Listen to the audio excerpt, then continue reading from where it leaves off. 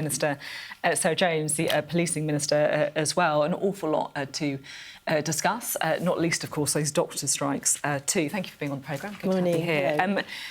You're here to talk about the very, very important Violence Against Women and Girls strategy, which we will definitely come on to. But we need to start with the doctor's strike, of course, right? Because so many of our viewers are going to be concerned about this morning. From 7 a.m, this walkout for 5 days.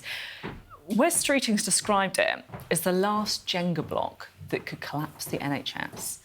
I mean, is that a bit over the top? Well, look, it's hugely disappointing that the BMA have gone ahead with this strike. And, of course, we know it's particularly difficult at this time of year because winter always is hard, and we know that we have really high levels of flu compared to normal levels at this point as well. So it's really an awful time for the BMA to go on strike. In terms of mitigation, just to pull you back around to the question, because Wes Streeting described it as the last Jenga block that could collapse the NHS. I mean, that is not true, is it? So I am not going to dispute what the Health Secretary says. He's much more knowledgeable about these things than I am. But what I would say is every part of the NHS is working really hard to make sure we mitigate the problems here. Now, so it could collapse, though? That's what the Health Secretary is telling us. I mean, that sounds dramatic. Is the NHS about to collapse? What I would say is in November, when there was a strike, 95% of all the elective operations went ahead as planned. We don't think the number will be this high this time because of these struggles that we've got. Each time there is a strike, the NHS is getting better at sort of navigating it. What I do think it's important to say to people is if you are unwell, if it's an emergency, go to A&E, call 999. If it's not an emergency, go to your doctor, call 111 in the usual way, and we will navigate our way through this. I don't want people to think that they shouldn't go and get services that they need. They absolutely should. You're policing minister. Yeah. Police aren't allowed to strike. You know, if doctors can strike, shouldn't police be able to strike as well? No, I think absolutely doctors should have the right to strike, and the right to strike is really important. There is a different system with policing, and I think that's right. Of course, we have to then navigate our way through making sure the voice of the police force is heard, and that's important. I guess because they're both kind of emergency services, frontline services, right? I just wonder why you think it's right that there's a difference between police and doctors? I think it is right, yes, and I wouldn't want to take away the right to strike at all, but the BMA are not helping our cause by striking when they've had such a big pay rise already, and when the Health Secretary has offered a really good suite of proposals to them, and has even offered to extend the mandate to strike so that they could strike at a better time when the NHS wasn't under such pressure. Now, I want to talk to you about Erasmus. We were just speaking about it earlier with our correspondent Rob. So is the UK rejoining the Erasmus scheme that allows UK students to study at European universities for a year and vice versa? So I can't get ahead of that announcement. I'm so sorry. Oh, come on. This is so frustrating. I mean, it must be annoying for you as well. You've been briefed. It's in all the papers. It's been briefed. It's been confirmed. It's not an announcement that has been confirmed. I can't. It has been confirmed. But let me set the context, which is... I mean, I'll be honest, this goes to the heart of why... I mean, what is going on with the government comms? Why are you briefing out a story if you then can't talk about it when you come at 7 a.m? Well, the announcement hasn't been made. I'm here to talk about violence against women and girls. But let me just say, in terms of the context, of course, we are negotiating our way to a better outcome and better relationships with the EU, whether it's defence, whether it's trade, and the Erasmus scheme is part of that. I can't get ahead of the announcement right now. But, of course, that ability for people, regardless of their income as well, to be able to study and learn abroad, I think is really important. OK. It's a bit of a charade, isn't it? I mean, come on. We all know it's going to happen.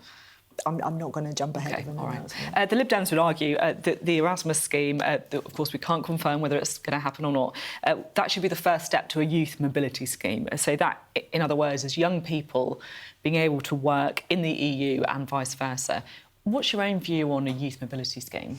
Well, I think we want to have closer ties. We are not going back to the systems that we had before, that's for sure, in terms of single market, customs union, all of that, but where we can work better together, where we can increase trade, where we can be more secure, where we can make sure our young people have opportunities, those are the conversations that we're having. But so those it sounds conversations sounds quite warm then to Youth Mobility Scheme. I wouldn't say one way or another. The Erasmus scheme, as you know, is we're going to learn about hopefully soon, which would be one step, which I think would be positive. Let's talk about violence against women and girls. It's a very important strategy out this week. The government, of course, has these ambitious plans to halve violence against women and girls. You've described it as a national emergency, and you're announcing today abuse victims getting specialist NHS support. So often, as you say in the release, they're the first service that realises something is going on. Well, just talk a bit more about so that. there's two programmes we're announcing today. The strategy's coming tomorrow. It'll be the biggest attack on violence against women and girls, ever. It's very significant. We're using every part of the state, and this is the NHS playing its part, which is great because historically it hasn't in the way that it should.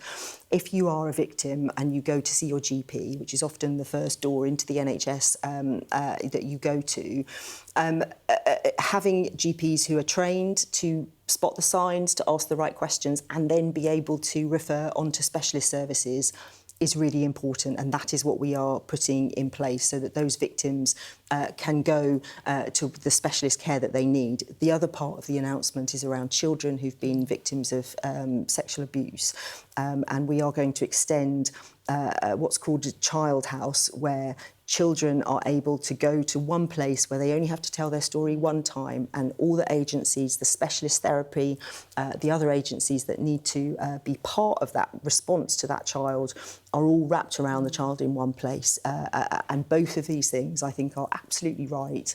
And I'm just very proud of the Health Secretary for diving into this problem in a way that previous Health Secretaries just haven't. I was really struck, I'll be honest, by this thought, which I hadn't really kind of considered before, that the first time an abuse victim might come into contact with the state, if you like, with services, is through the NHS. And I guess the reality of that is probably quite grim. Yes. Like there might be signs of abuse that a doctor might see. Absolutely, and we're rolling out training across all sort of medical professionals just to be able to spot those signs, but also to be able to ask the right questions. Only 1 in 10 people actually speak about what's happened to them. That's a very small proportion. We want those people, yes, to be able to go to the police and to feel that they can and to get justice, but also to be able to heal. And that sort of door through the GP services, particularly for women who will be coming in and out of GP surgeries perhaps more often than any other part of the NHS, that is a place where we can help them and identify what they need. Thank you very much indeed, Sarah Jones.